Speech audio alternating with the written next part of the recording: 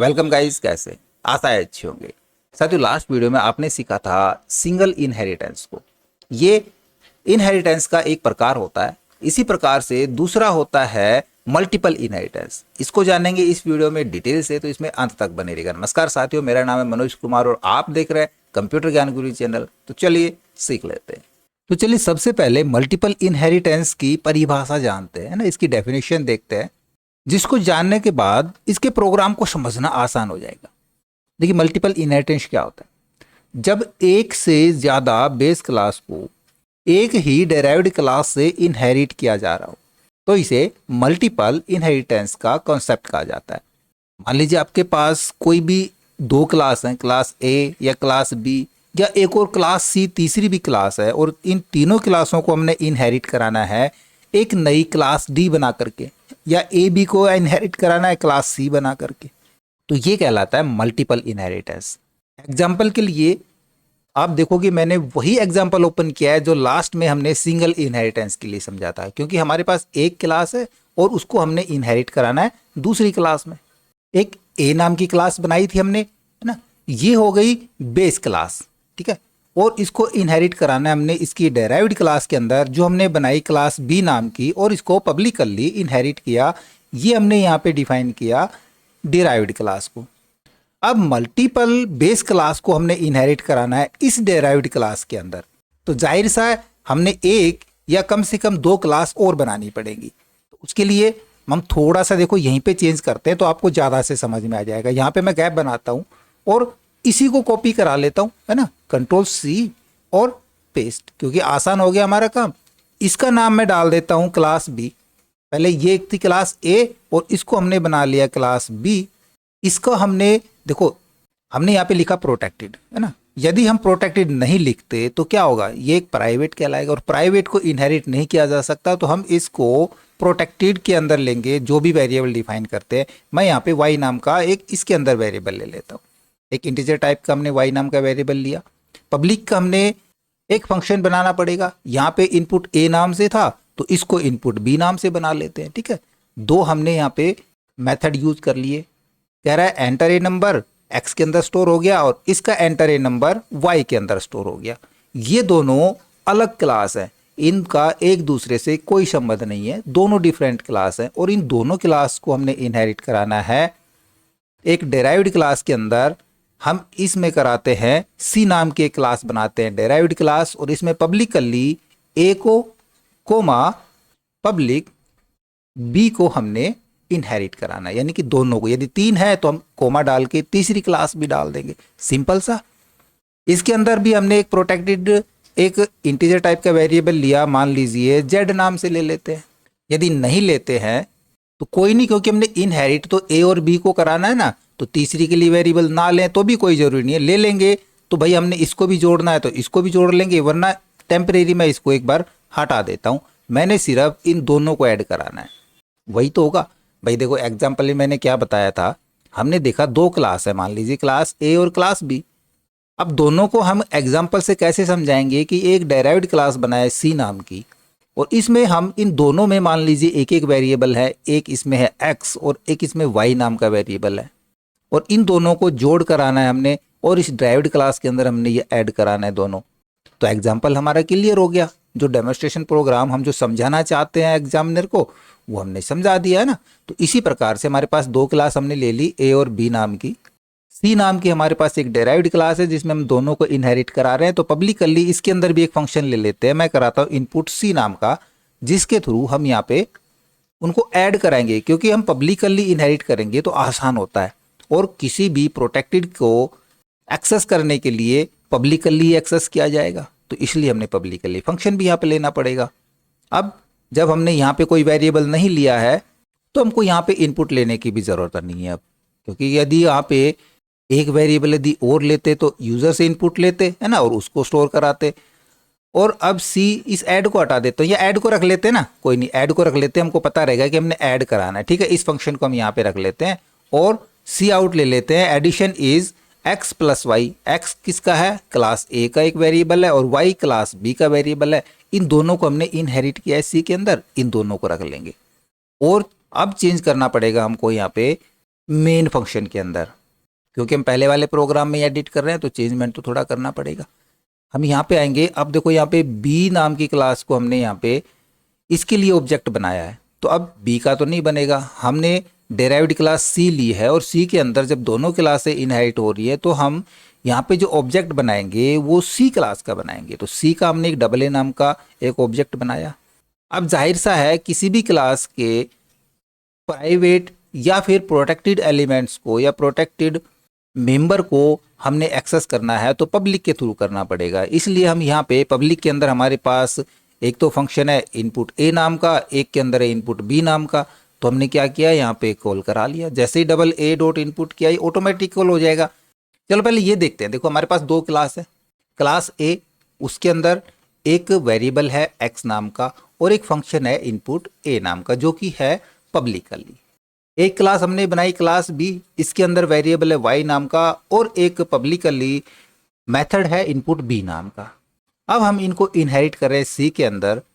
तो जब publicly inherit करते हैं तो जो भी प्रोटेक्टेड है वो प्रोटेक्टेड के अंदर चला जाएगा, यानी कि ए क्लास का एक्स सी में आ जाएगा प्रोटेक्टेड के अंदर और बी क्लास का वाई भी सी के अंदर प्रोटेक्टेड में आ जाएगा। तो एक्स और वाई दोनों यहाँ पे आ गए और साथ में दोनों के जो पब्लिकली है दोनों मेथड वो भी पब्लिकली ही आ जाएंगे। इनपुट ए और इनपुट बी दोनों यहाँ पे आ चुके और ऐड फंक्शन यहाँ पे है ही ऑलरेडी। तो अब हम कॉल कराएंगे डबल ए डॉट इनपुट को, तो ये सीधा अपनी डेफिनेशन के ऊपर जाएगा। यहाँ पे मिल रहा है इसको इनपुट ए और इनपुट ए के थ्रू ही तो हम प्रोटेक्टेड को एक्सेस कर सकते हैं, है ना। तो यहाँ पे जैसे इनपुट ए मिल गया इसको, यहाँ पे कह रहा है एंटर ए नंबर। हम एक नंबर डालेंगे एक्स के अंदर, कहाँ स्टोर हो गया एक्स में। मान लीजिए हमने डाल दिया यहाँ पे 10, एक्स के अंदर 10 स्टोर हो गया।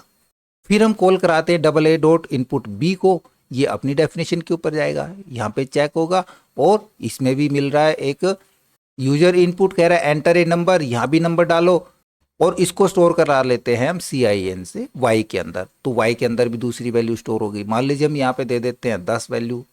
फिर हम ऐड फंक्शन को कॉल कराएंगे तो अब ये ऐड के ऊपर जाएगा अपनी डेफिनेशन पे। यहाँ पे चेक करेगा, सी आउट मिल रहा है इसको, addition is X plus Y.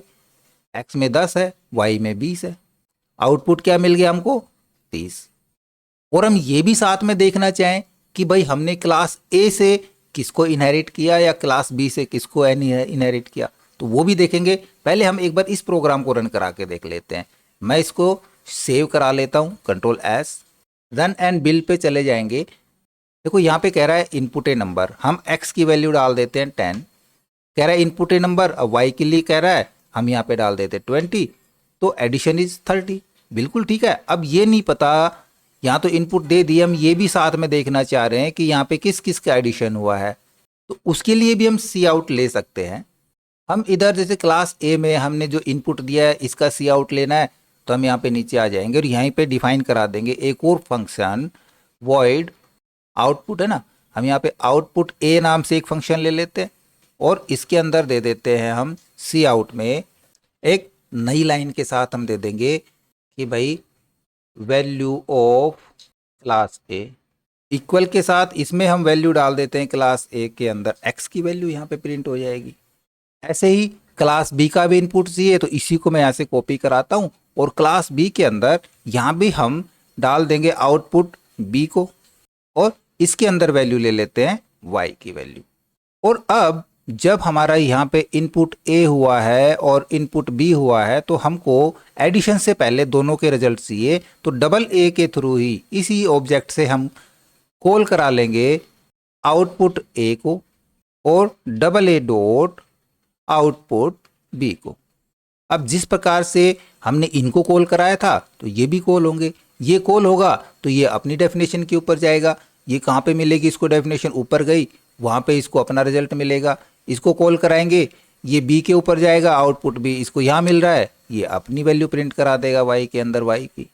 तो एक बार इसको भी हम फिर से सेव करा लेते हैं और रन एंड बिल्ड पे क्लिक करा देते हैं।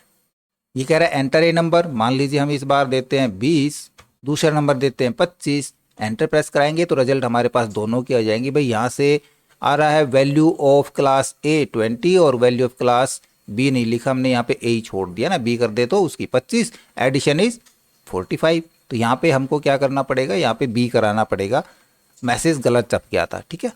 अब वहीं पे वापस लौटते हैं कि यदि हम जो डेराइव्ड क्लास है इसमें भी यदि हम एक प्रोटेक्ट यूज करते हैं और प्रोटेक्टेड के अंदर हम एक वेरिएबल और ले लेते हैं इंटीजर टाइप का, एक्स जेड नाम का ले लेते हैं, और इसको भी हमने एडिशन में देना है, तो सिंपली यूजर से इनपुट ले लेंगे। तो वापस से नीचे आते हैं और यहाँ पे एक फंक्शन और बनाते हैं, वाइड इनपुट सी नाम का, क्योंकि इनपुट ए बी तो हमने ले रखा है, एक इनपुट सी नाम का हम यहाँ पे और ले लेते हैं। और इसकी डेफिनेशन सी आउट नई लाइन के साथ एंटर ए नंबर, और इसको हम स्टोर करा देंगे CIN जेड के अंदर। अब जेड में हमारे पास कहाँ से वैल्यू आ रही है, जिस प्रकार से क्लास ए बी के लिए लिया था उसके लिए यहाँ भी हम आउटपुट दे सकते हैं। फिर से एक आउटपुट ले लेते हैं, हम फिर से एक फंक्शन डिफाइन करेंगे, वॉइड आउटपुट सी नाम से यहाँ पे एक आउटपुट हम यूज करा लेते हैं, और यहाँ पे हम सी आउट ले लेंगे, इसी को मैं कॉपी करा लेता हूँ सी आउट, और इधर करा देते हैं क्लास सी जो हमारी डेराइव्ड क्लास है, और इसका हमको जेड आउटपुट चाहिए, और एडिशन के अंदर x plus Y plus Z, इसको भी कॉल करा लेंगे simply double A dot input C को, और आउटपुट भी चाहिए, then double A dot output C को हम करा लेंगे, ये वापस से आउटपुट सी और क्लोज। बस इतना ही हमने कराना है, सेव करा लेंगे, रन एंड बिल्ड पे क्लिक करा देंगे। अब देखोगे हमारे पास 3 नंबर मांगे गया, पहला हम देते हैं 10, enter a number 20, enter a number 30, और एंटर, तीनों का हमारे पास एडिशन आ रहा है, क्लास ए से 10 आ रहा है, क्लास बी से 20 आ रहा है, और क्लास सी के अंदर जो डेराइव्ड क्लास थी वहाँ पे हमने 30 नंबर दिए, तो 60 आ रहा है। तो ये मैंने काफ़ी बड़ा एग्जाम्पल बता दिया। डेमोन्स्ट्रेशन प्रोग्राम के अंदर इतना बड़ा एग्जाम्पल जरूरी नहीं है, आप सिर्फ ए और बी के 2 वेरिएबल लेकर के दोनों का एडिशन करके दिखा सकते हैं, उसी में आपको पूरे मार्क्स मिल जाएंगे। इसी प्रकार मल्टी लेवल इनहेरिटेंस, जिसको हम सीखेंगे नेक्स्ट वीडियो में, तो लगातार बने रहिएगा। ओके, आई होप वीडियो आपको जरूर अच्छा लगा होगा। इसी प्रकार अच्छे अच्छे वीडियो देखते रहने के लिए लगातार हमारे साथ बने रहे, हमारे वीडियोस को ज़्यादा से ज़्यादा हम दोस्तों में शेयर करें, में लाइक करें, और यदि नया परिचय पे तो हम सब्सक्राइब जरूर कर लें।